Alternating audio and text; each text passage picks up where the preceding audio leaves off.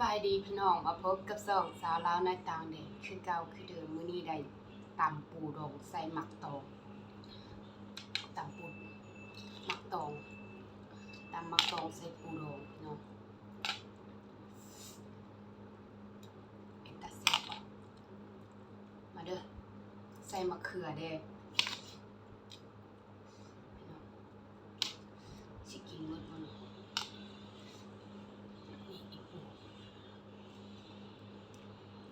มีตุ่มมีบินมาผักขาผักสลัดกินกันเลย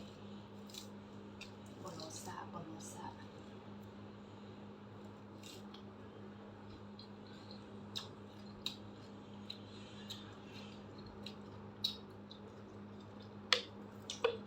แซ่บๆเผ็ดๆส้มๆ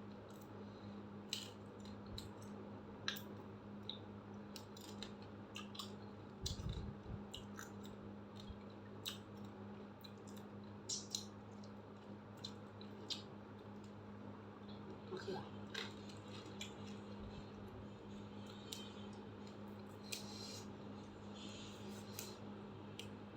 ผักขานี่ก็เริ่มสิเกแล้วสั่งมาหลายมื้อ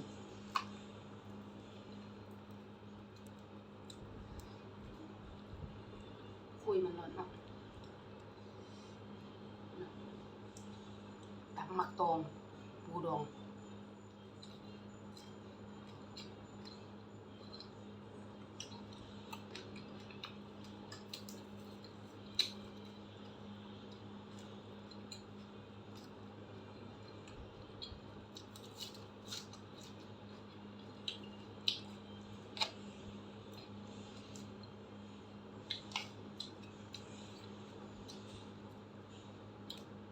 พี่น้อง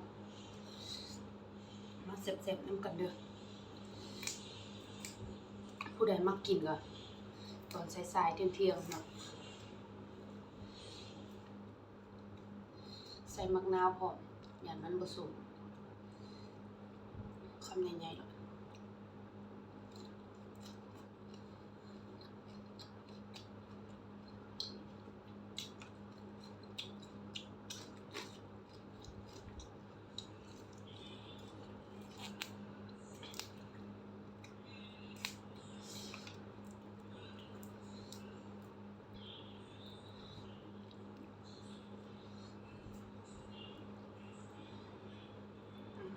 ใส่ปลาแดกสด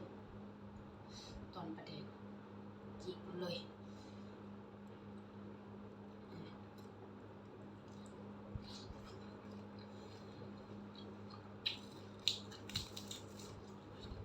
สับ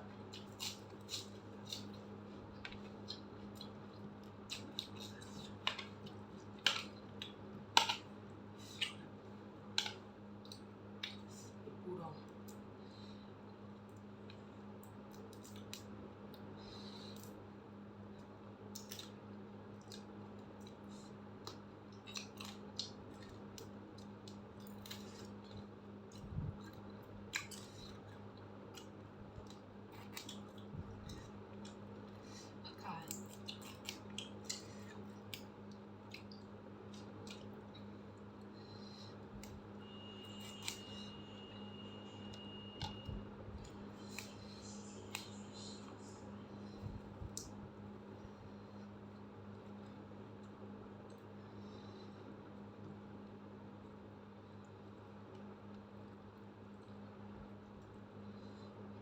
คำใหญ่ๆ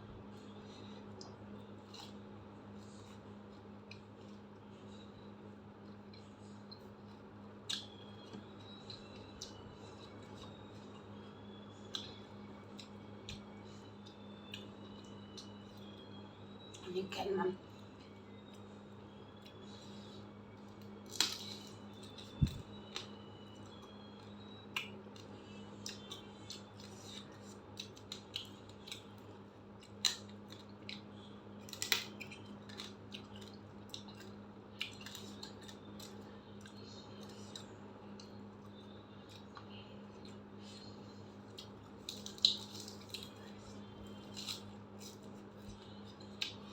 ค่ะ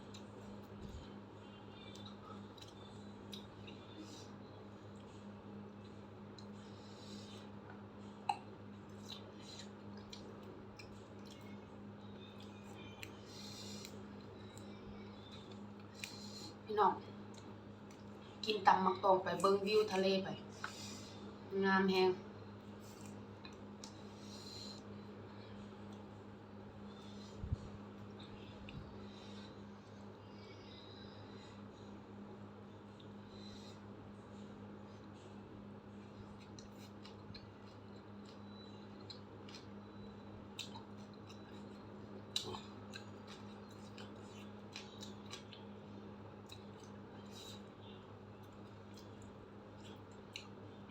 แซ่บ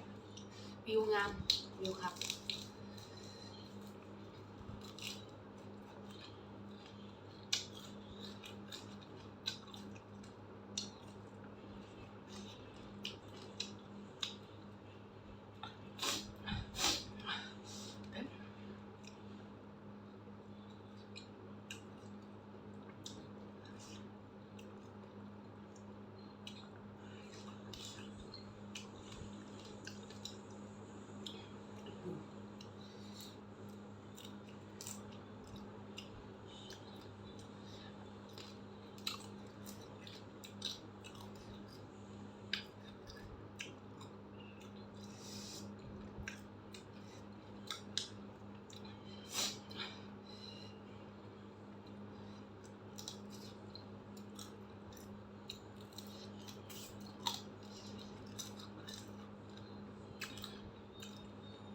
ครับ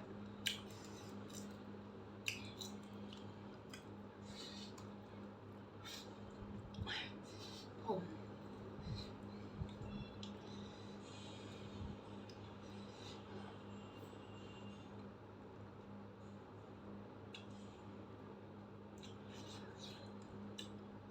สมแฮง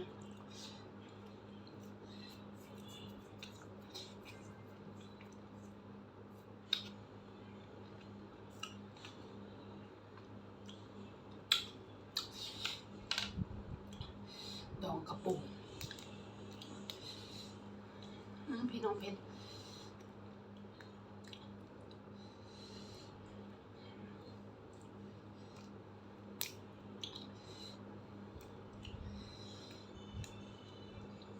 มันปู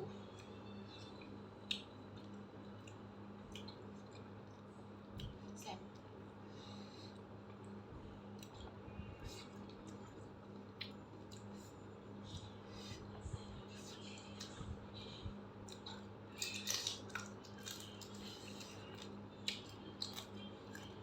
วิวงามแต่อากาศทางนอกจะร้อน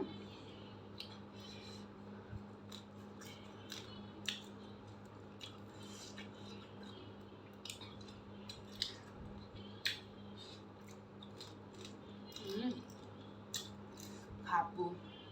แซ่บ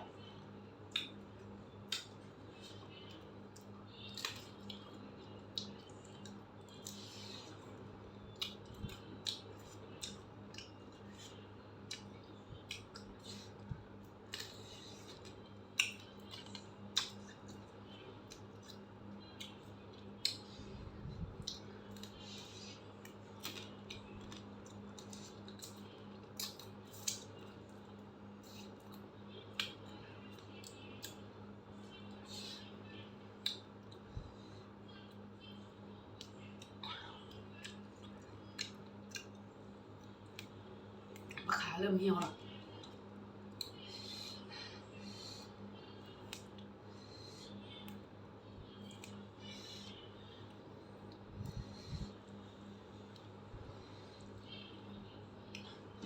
เผ็ดพี่น้องน้ำหูน้ำตาไหล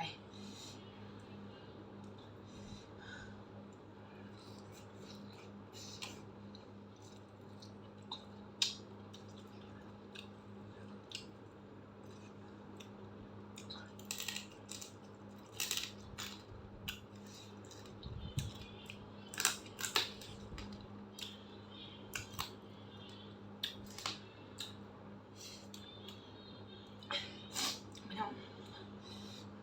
ลืมแล้วได้เริ่มเผ็ดละ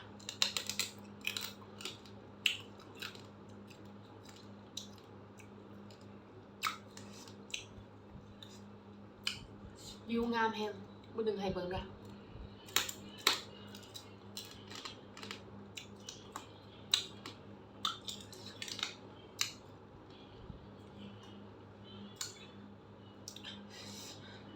ใดมักกินมักตองเนาะหรือว่ากระท่อนเจ้าหัวมันแซ่บตำเผ็ดแห้งแซ่บ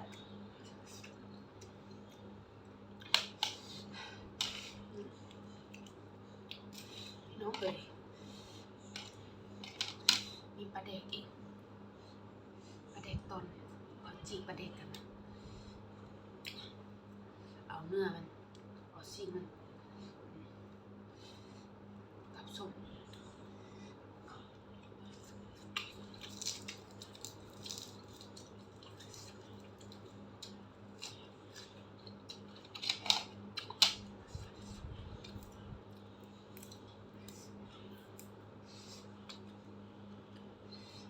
พี่น้องพ่อขากินน้ำใดก็ได้เนาะบ่เคยเบื่อมันแซ่บแนวมักกินน้ำใดก็บ่เบื่อ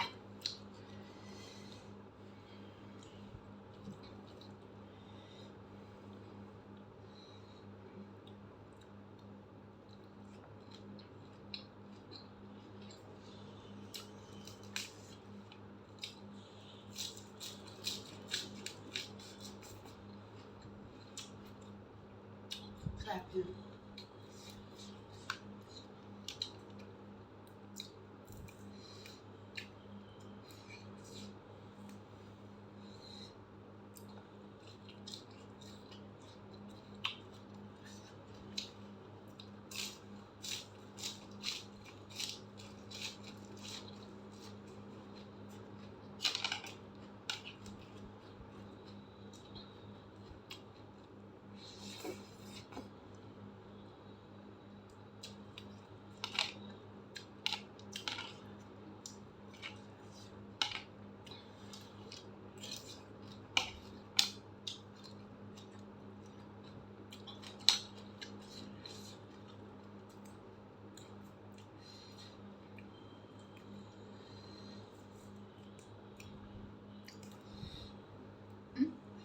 มีน้ำ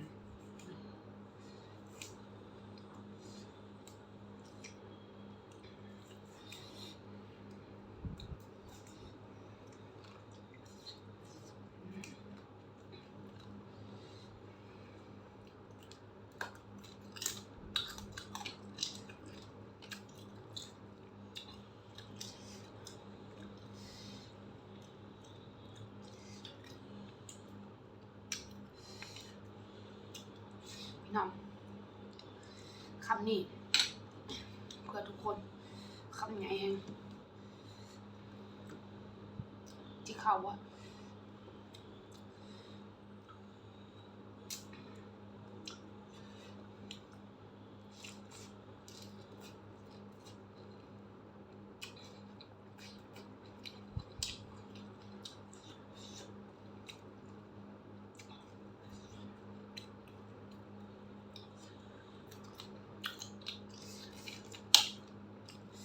เผ็ดแห้ง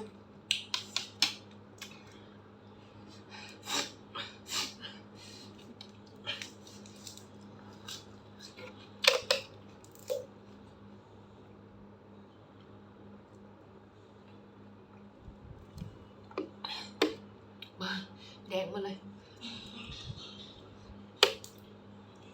เขียบปู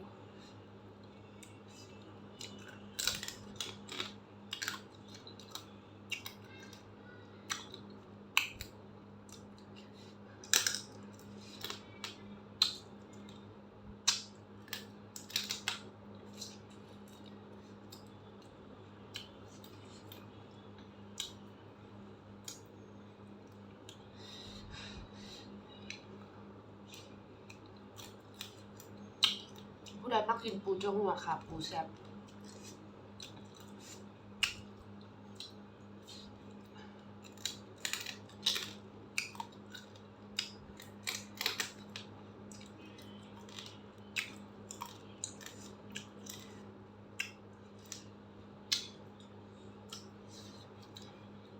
แซ่บแห้ง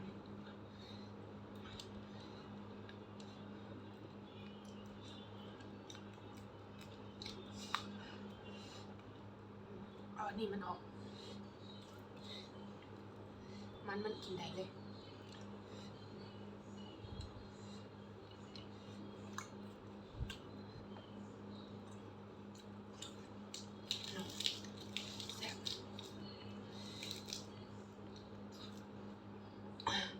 แสบแห้งเสียงกระหาย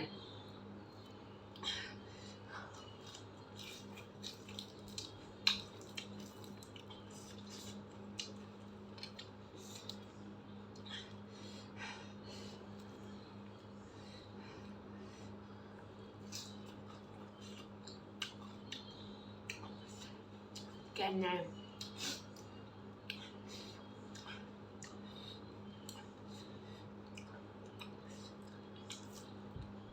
ประเด็ก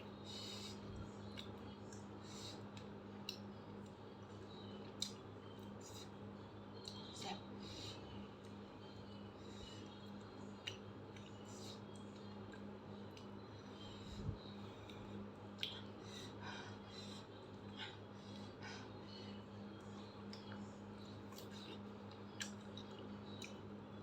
ซีประเด็ก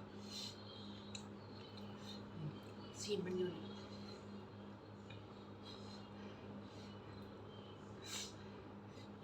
เอากลางมันออกกลางประเด็กมันจะแข็ง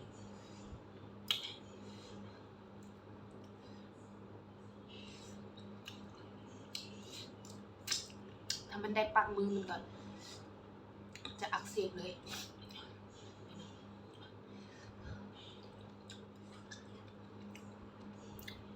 แกน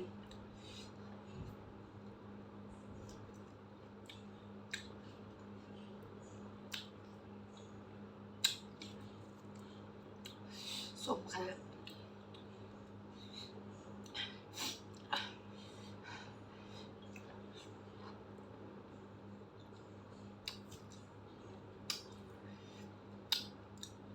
แซ่บ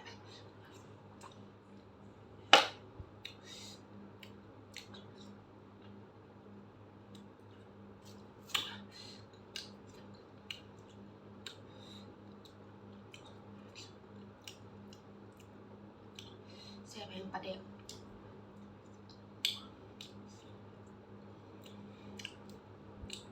ประเด็กปลากระดีเด้อ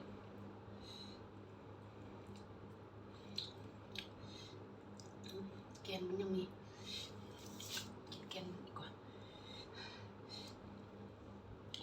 พี่น้องอย่าว่าทานังบ่สุภาพเดินนางพื้นมันเจ็บแอว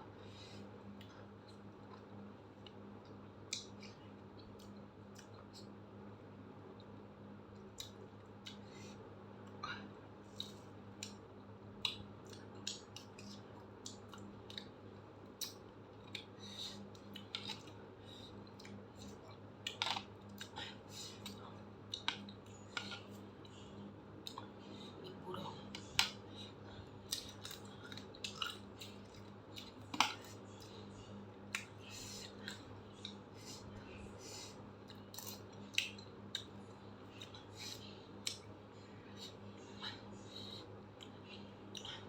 แกงสุดท้าย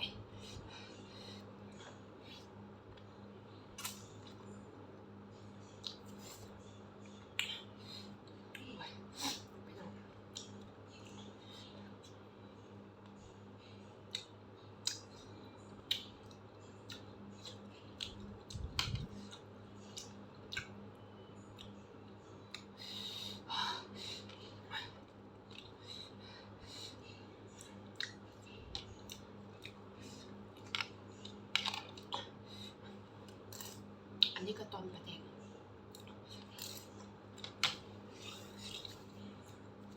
พอแล้วไปน้องเพชร